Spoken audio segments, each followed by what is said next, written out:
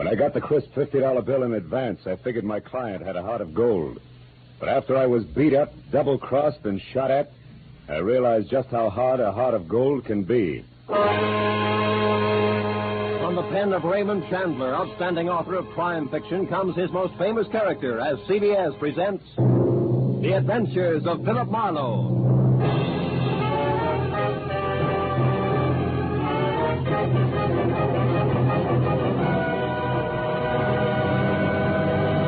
And now, with Gerald Moore starred as Philip Marlowe, we bring you tonight's unusual story, The Heart of Gold.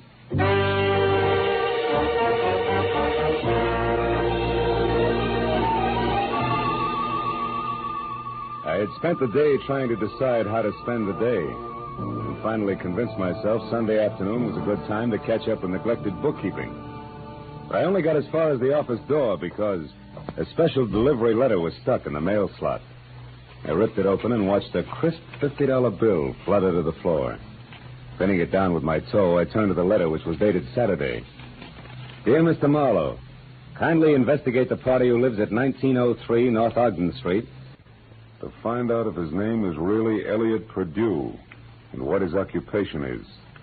Then please come to my residence at 5 tomorrow, Sunday. I live at the home of a friend, Arthur Stewart, 33 Lemonwood Drive in Bel Air. I sincerely hope that $50 will be a sufficient retainer. Truly yours, Helen Asher. Judging from the tone of her letter, it was obvious that Helen Asher didn't hire private detectives very often. Nevertheless, I glanced at my watch, which said I had to work very fast, and I headed for 1903 North Ogden. It turned out to be a small house near Selma Street. I got out of my car and walked up to the door.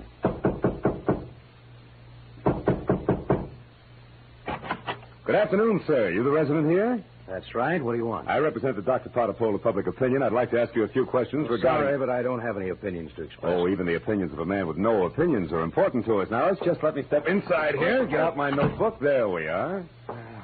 All right, but make it fast. Right. Now, what is your occupation? I'm an investment broker. With which firm? I'm independent. I see. And what is your name, sir?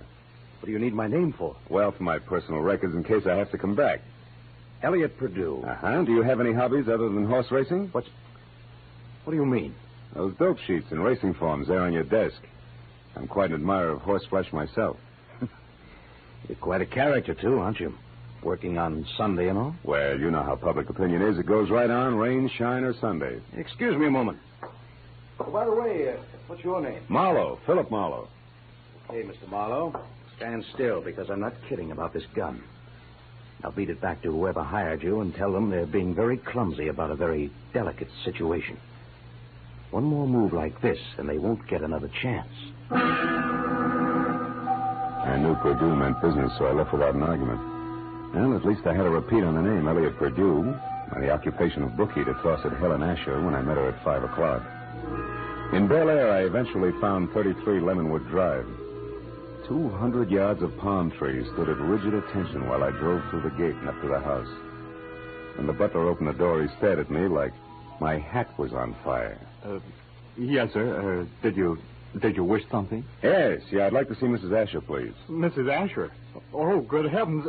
Mr. Stewart. What's the matter, Roberts? Who is it? Why is it? I'm Philip Marlowe, Mr. Stewart, a private detective. I have an appointment with Mrs. Asher. Is she at home? Oh, Mr. Marlowe, perhaps you can help. I don't know what to do. It's such a terrible thing. What's happened? Upstairs, not 5 minutes ago, Mrs. Asher shot herself. Shot herself? Please, if you'd come up with me. Yeah, sure, of course. I'm certainly grateful for your help, Mr. Marlowe. Yeah, this is her room.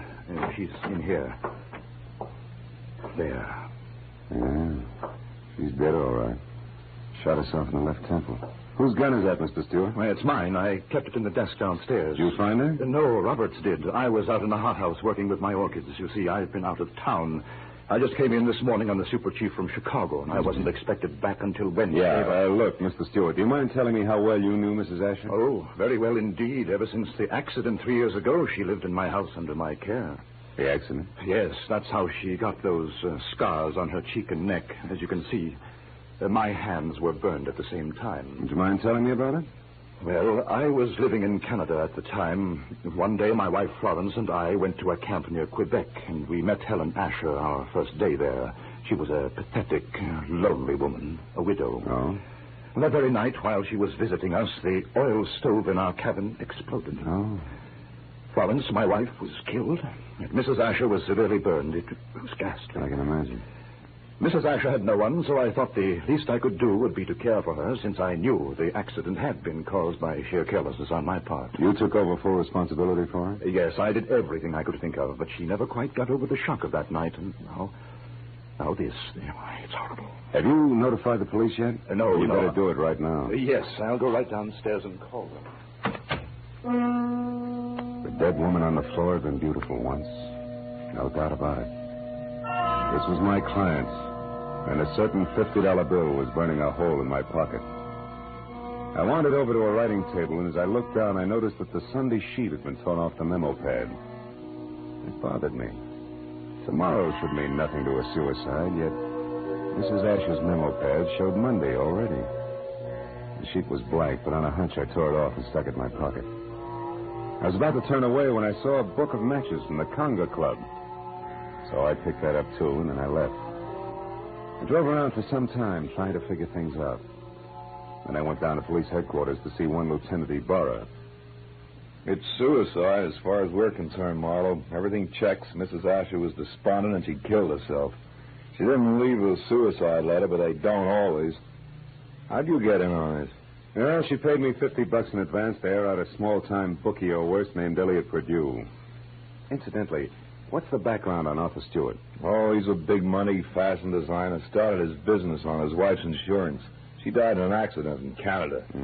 He did a lot for Mrs. Asher because he felt responsible. Yeah, I know all that.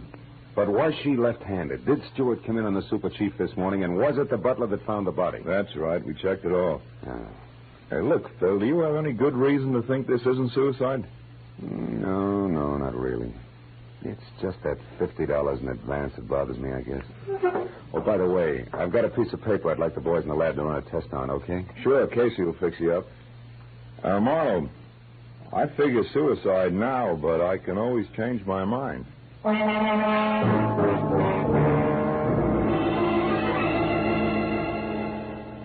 I went down the hall to the police laboratory and handed the blank page of the memo pad to Casey. 10 minutes later, he explained that the impression showed a left-handed person had written a number, Bradshaw 711, with a wide-point fountain pen, probably on the page just above the one I'd given him. Well, I thanked him, dropped 4 bits in the Christmas fund bottle, and found the phone. I dialed Bradshaw 711 and waited.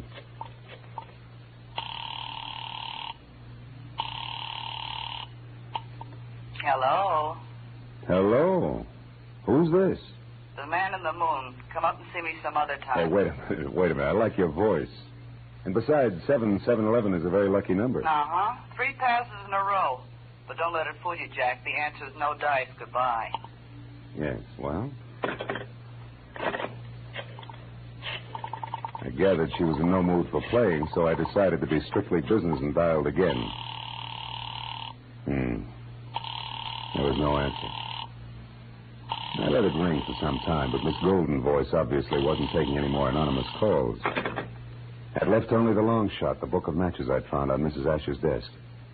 The Conga Club was on the Sunset Strip, so I drove out there, found a parking space on a side street nearby, and went in. I didn't know exactly what I was looking for, so I paid $1.10 for a scotch and soda worth 40 cents, just to help pass the time.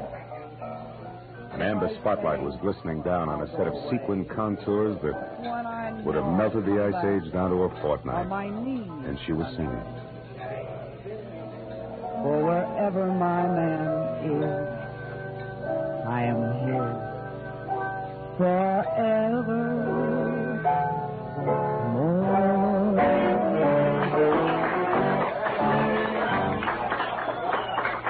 I knew it was Bonita, the Conga's featured songstress, and I knew something else, too. There was no mistaking that voice. She was the girl with the lucky phone number.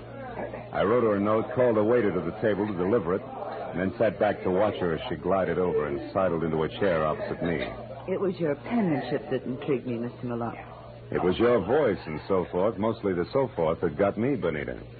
Would you care to decipher the Sanskrit you call the note? The waiter said you wrote it. Sure. It says important business. That's an idiom.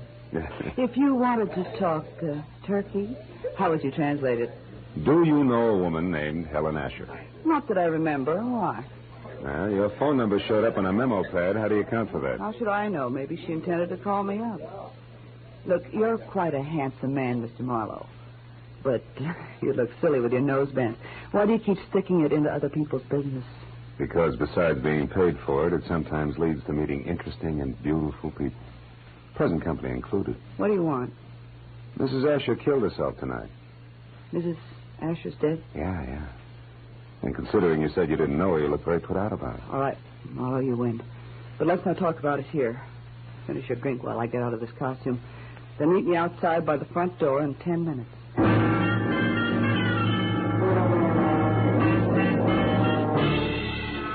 When she headed for the back of the club, I headed for the front.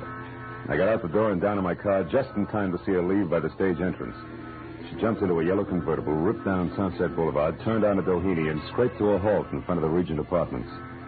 At the door, a tall, sunburned man popped up from somewhere and intercepted her. It was Elliot Perdue. A short but hot argument took place, and apparently Perdue won, because they went in together. I found the name Benita Malone over the mailbox in number 5 and got to her apartment door just as the second round started. No, I haven't changed my mind, Elliot. I've been doing a little research since you threw me over, Benita. I've got you and your precious plans right here in the palm of my hand. What are you talking about? This little heart-shaped locket on this little golden chain. Let me see that. No. I'm not showing this trinket until just the right moment. Listen, Elliot, I don't know what's brewing in that slimy brain of yours. But get this, if you try to monkey with my life again, so help me, I'll kill you. Now, get out. Benita, would you be interested if I told you that I know Mrs. Asher's secret? And would you be interested if I told you that Mrs. Asher killed herself tonight? That slows you down, doesn't it, bright boy? Yes, but it doesn't stop me, beautiful. I'll be seeing you before you know it. I ducked into an alcove and heard Benita slam the door on Perdue's coattails as he left.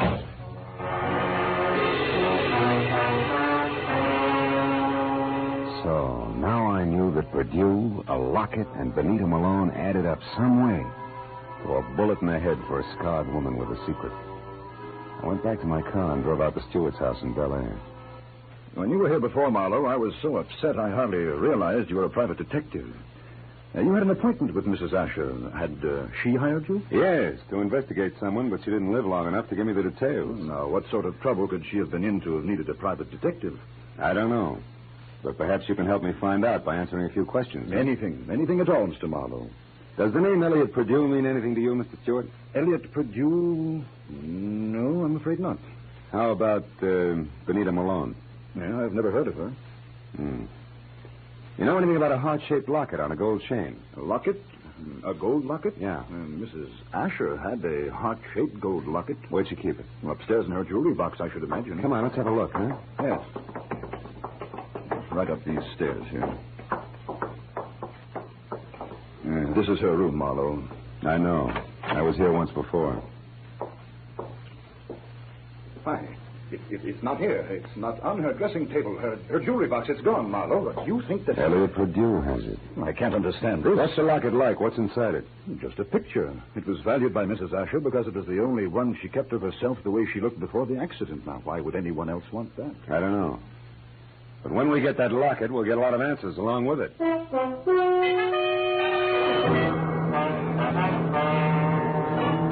Now I was more convinced than ever that Elliot Perdue, Benita, and the late Mrs. Asher's secret were all dangling from the same chain that supported the gold locket. I said goodnight to Arthur Stewart and started back for Hollywood. But a moment later, I changed my mind and abruptly swung onto a shadowed side road and parked, lights out.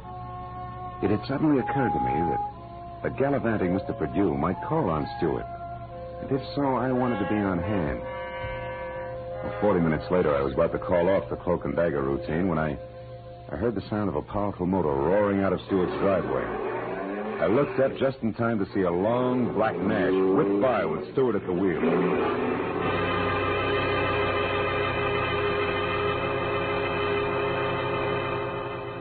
From the speed of the car, I was certain he wasn't going out for the morning papers. Decided to go back to the house and question the butler while I could have him to myself. Oh, why, no, Mr. Marlowe. I haven't any idea where Mr. Stewart went. I only know that he had a telephone call, after which he dashed out of the house highly upset. Well, maybe some sick friend needed sitting up with, huh? But tell me, Roberts, did you ever hear of a man named Elliot Perdue? Oh, yes, sir. He called on Mrs. Asher here once or twice while Mr. Stewart was away on business. When did you last see this Mr. Perdue, Roberts? Yesterday morning, sir, about 10 o'clock. And one thing more, did you ever see Mrs. Asher wearing a gold locket, a heart-shaped one? Oh, quite often, sir. As a matter of fact, she asked me about it just yesterday morning, shortly after Mr. Perdue left. She couldn't locate it anyplace. A singular coincidence, huh? Oh, by the way, what do you know about a singer named Benita? Benita?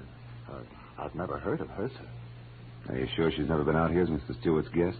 Why, I'm positive, sir. Mr. Stewart never has any ladies out here, of any kind. Oh? Doesn't that strike you as being strange, Roberts? After all, Mr. Stewart's a very eligible widower. Widower, yes, Mr. Marlowe, but philanderer, no. Good night, sir.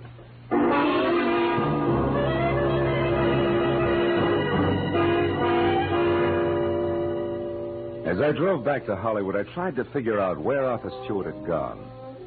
But I had about as much to work with as Gypsy Rose Lee after a third encore.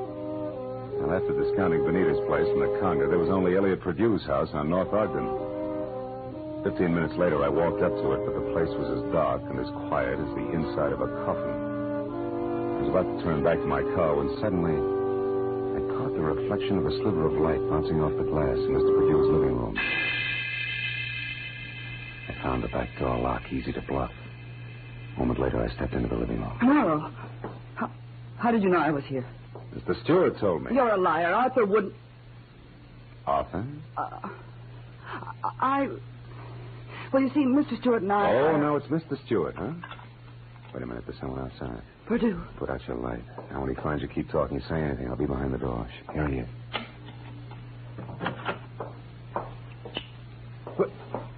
Well, Benita. What a waste of time, my dear. While you've been here rearranging my socks, I've been talking to your boyfriend with the locket safely tucked away right here in my breast pocket. How clever of you. How absolutely ingenious. It's a bit late for nasty words between us, Benita, because possession of you was part of the bargain I struck with Mr. Stewart. You see, What are you staring at? My big blue eyes, Perdue. Don't move or I'll blast you. You'll do nothing. No. Get the gun, Benita. Now, Perdue, we'll play some more. And now the gentleman's breast pocket. Ah, here it is, Benita. Safe and sound. Which is just the way I want it, Phil. What? My own gun. Why, you beautiful The locket, snake. Marlowe. Come on, I get nervous with one of these things in my hands. Throw it here. Thank you. Now, when I leave, Phil, don't come after me, because I'd hate to fill you full of little holes. Good night, dear.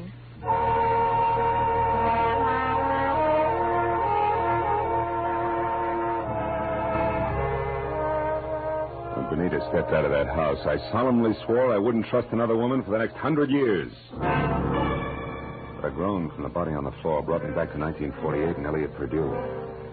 I knew that he had seen the picture in the locket, so I went to work on him. Come on, Perdue, snap out of it. Come on. Huh? Oh, it's you, Marlowe. Who'd you expect, St. Peter? What was in the locket, Perdue? I don't remember. Maybe a call on Lieutenant Ibarra will refresh your memory. I doubt it. And we better start playing games again. We'll start with one called Slap, Slap, Perdue. No, let me alone, Marlowe. Get your hands off me. You ready to start singing, huh? All we need now is the right lyrics. No. Come on, Perdue, talk. Stop it, I'll talk. Good. Now, why did Mrs. Asher kill herself? Because she had a good reason. Like what? No, it's a long story. Make it short. Okay, Marlowe. Here goes.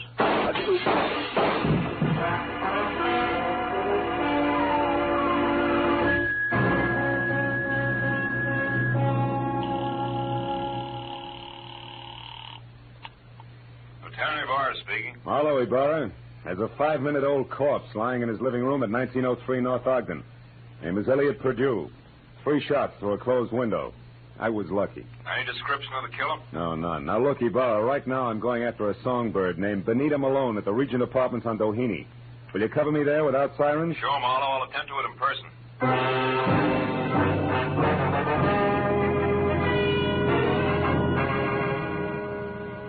It was only a healthy center fielder's peg from Perdue's house to Benita's.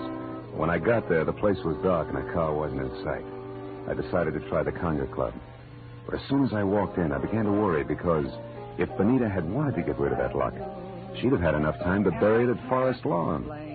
But I didn't know Benita, because Miss Oomph herself was singing in the amber spotlight, and dangling from her soft white neck was the heart-shaped gold locket. I love you because he's wonderful, because he's just my Bill.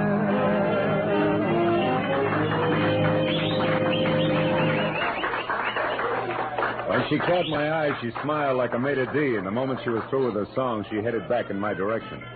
But before she got to me, I saw her give the high sign to an ape in a tuxedo. He looked at her and then across toward my table and left the room. I watched Benita glide across the floor in my direction.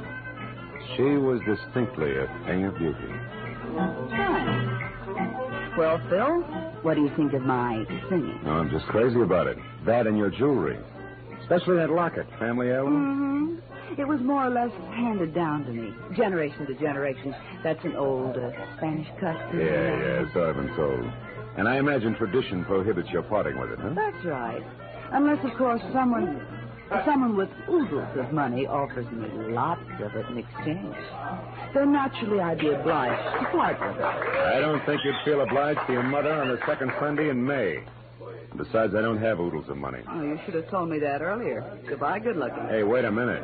We couldn't do any business in a minute. And don't follow me if you want to stay pretty.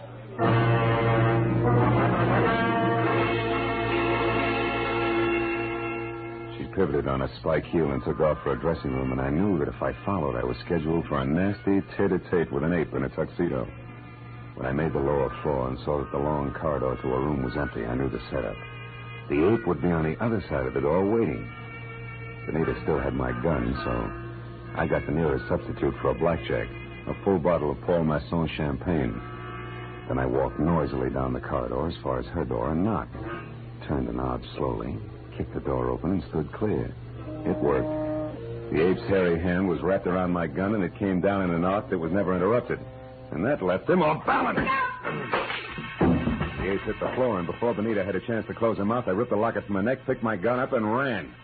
I didn't stop until I collapsed against the store window. Then I opened up the locket. 2 minutes ran out of me before I realized what was wrong with the picture. Then I knew. Arthur Stewart's home in Bel Air was my next stop.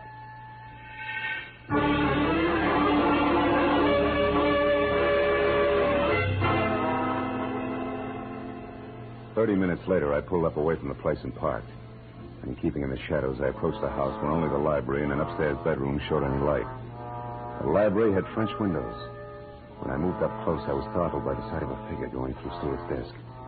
I stepped into the room and found it was my little friend, Benita. I've got my own gun again, Benita. Bill. Oh, doing a little dusting, honey? Oh, don't be funny. I'm not trying to.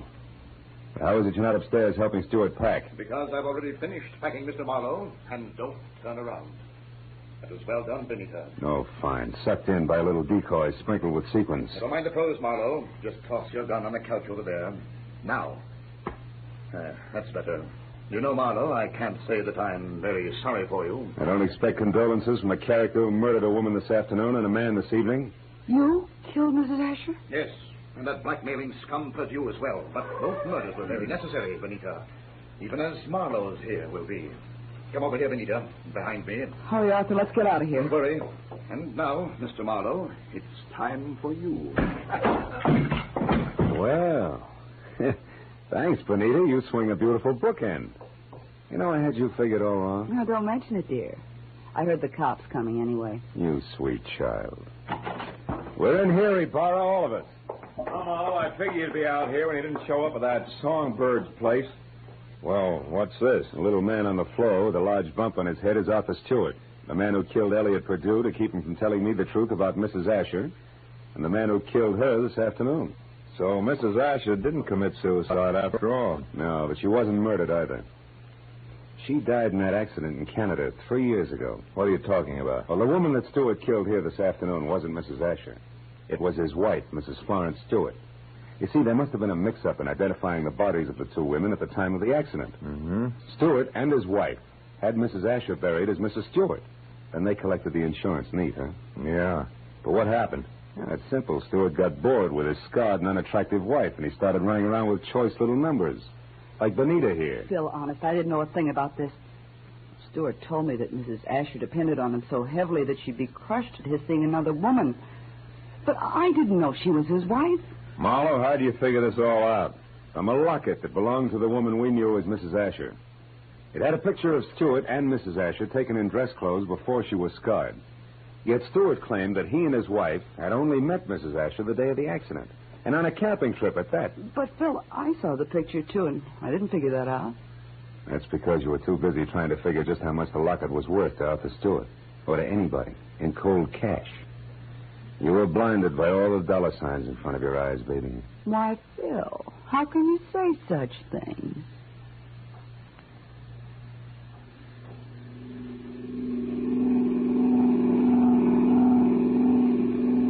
Now, Marlowe, just so I don't toss and turn all night, tell me just why you were hired in the first place. Well, Ibarra, it goes something like this. When Purdue knew that he was losing Benita to Stewart, he decided to check up on the opposition. And he not only found out what he wanted to know, but he found out a lot of things, too, that he didn't want to know. Mrs. Stewart, the late Mrs. Asher, became suspicious of his questioning, and incidentally of her husband. So she sent for me. Well, Marlowe, Stewart certainly had me fooled. I doped him out to be a very generous guy, a great benefactor who was doing the right thing for a lonely, unfortunate woman. Yeah, looked like he had a heart of gold, all right. But a funny thing, Ibarra, in the end, it was this heart of gold, this locket here, that got him. Mind if I keep it? Not at all. You had a tough enough time getting hold of it. Good night, Phil.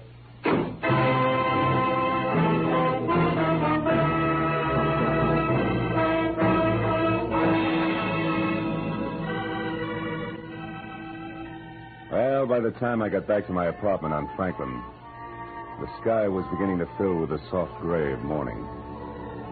I pulled the blinds down in my bedroom and sat down for a last cigarette. I had mixed with a lot of funny people that day. But for some cockeyed reason, I kept thinking of Benita Malone, a girl who was no better than she had to be. Finally, I put her out of my mind, and I was about to turn off the desk lamp when I noticed my memo pad. Still read Sunday, which was understandable. But scrawled across the top sheet was a telephone number. And I couldn't figure how it got there. It was written in crimson lipstick. Bradshaw 7. 7-Eleven.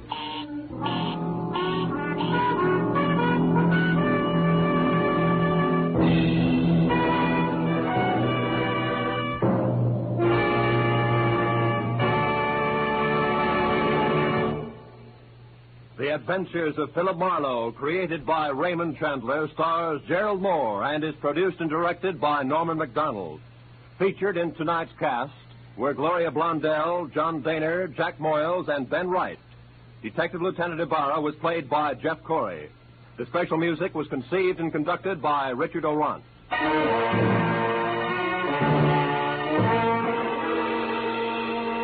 Be sure to be with us again next week when Philip Marlowe says... They were all after it. An importer, a beautiful woman, a nut, and a guy I couldn't figure out. But before we were through, one was in the hospital, two were in the morgue, and the fourth was waiting for the hangman.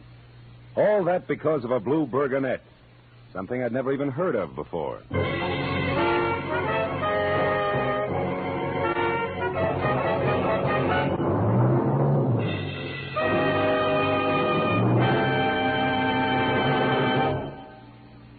Dr. Fabian, the ship's doctor in cabin B-13, tells a new story of danger in far ports tonight over most of the CBS network stations. Tonight's story, The Island of Coffins, is another original drama by John Dixon Carr, famed mystery writer. You can hear it when the ship's whistles sound outside cabin B-13.